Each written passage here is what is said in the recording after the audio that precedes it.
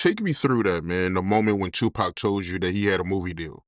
Well, I mean, look, we started the production company, and then one day Pac broke into the office and he's like, I did it. I got us a 3-picture deal. Paramount and New Line are ready to sign.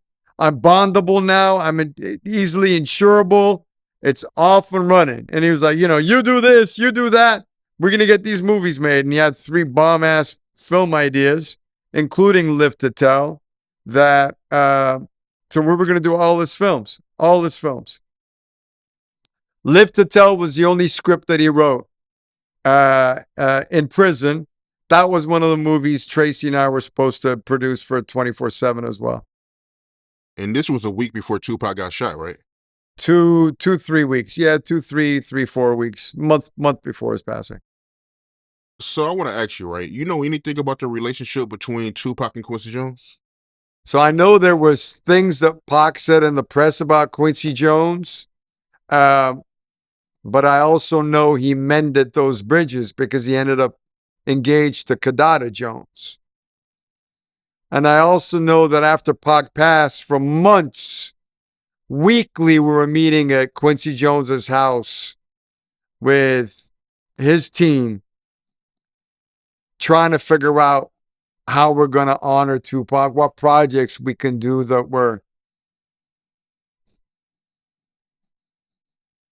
going to tell the stories that hadn't been told. So there was a tremendous love for him by Quincy Jones. And I think to this day, Quincy Jones loved Pac and probably misses him, as does Kadada. We've never heard from Kadada. Let me say this other thing, too, that I think is important.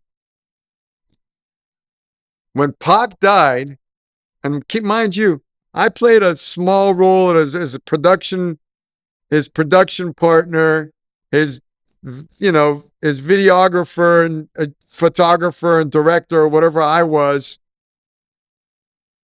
When he died, I was probably depressed for a good 10, 15 years. Because nothing came close to him. Nothing. There was nothing. Nothing came close to him. I cannot even imagine what his mom, his family, and Kadada Jones went through. Because his passing f***ed me up. I can't even imagine. I would love to be able to sit down with Kadada Jones and just give her a hug and tell her, I'm so sorry for your loss. Right. And speaking of Kadada Jones, right, it's always been this rumor that she told Tupac to wear a vest in Vegas. You know anything about that? I mean, that's the story I heard. I heard she had begged him to wear a vest, but it was a hot night. And I guess he felt like he was safe. But I guess he didn't get the memo that none of his guys were carrying guns.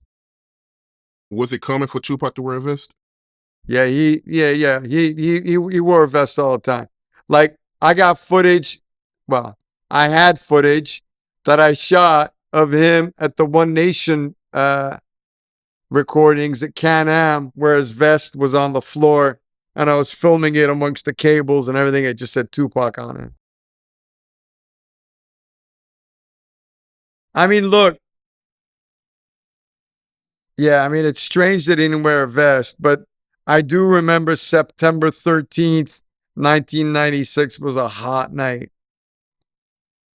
It was a hot night. So I the only thing I can think of is he thought they were mob deep and he was safe.